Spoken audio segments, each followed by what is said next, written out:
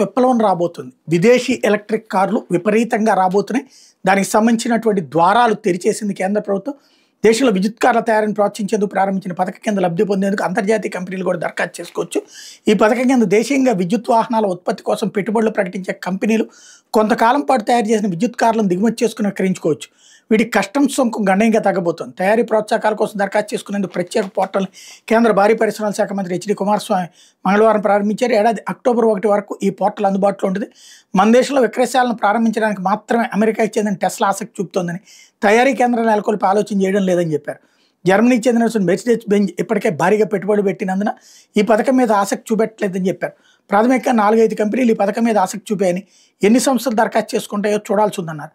ఈ పథకం కింద దరఖాస్తు చేసుకుని దిగుమతి చేసుకునే కార్ల మీద తక్కువ దిగుమతి సుంకానికి అనుమతి పొందే తయారీ సంస్థలు ఓఈఎంలు 3 ఏళ్లుగా కనీసం 25% దేశీయ విలువ జోడింపు డివిఏలతో విద్యుత్ కార్లని దేశీయంగా తయారు చేయాల్సి ఉంటుంది.